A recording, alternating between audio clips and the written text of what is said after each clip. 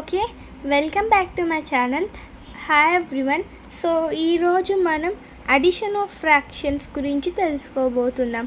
So first మనం ఎగ్జాంపుల్గా 5/6 plus 3/2 తీసుకుందాం. So 5/6 plus 3/2. సో ఫస్ట్ మనమైతే పైన దీని న్యూమరేటర్, దీన్ని డినామినేటర్ అంటాం కదా. సో ఇక్కడ కింద ఉన్న డినామినేటర్స్కి మనం ఎల్సిఎం చేయాలి. LCM 6 and 2. 2 table 6, 3 times 2 1 time. Then 3 table 3 1 time, 1 empty. So ఇక్కడ నెక్స్ట్ వచ్చిన దాన్ని మల్టిప్లికేషన్ చేస్తే 2 3s 6 వస్తుంది. సో మనకి ఎల్సిఎం చేసిన తరువాత వచ్చిన ఆన్సర్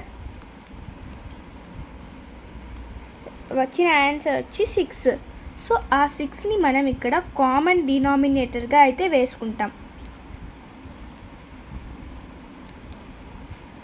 తర్వాత ఇప్పుడు ఈ 6 అనే కామన్ డినామినేటర్తో ఇక్కడున్న ఫ్రాక్షన్ని, ఇక్కడ కింద డినామినేటర్ ఉంది కదా, ఈ 6ని ఆ డినామినేటర్ని ఫస్ట్ మనం డివిజన్ చేయాలి. 6 divided by 6 is equal to 1.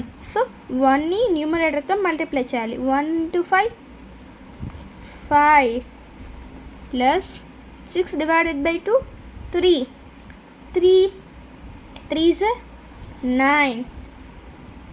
So మనం ఇక్కడ ప్లస్ ఉంది కాబట్టి ప్లస్ వేసుకుంటాం. ఏ సింబల్ ఉందో ఆ సింబల్ యాక్టివ్గా వేయాలి.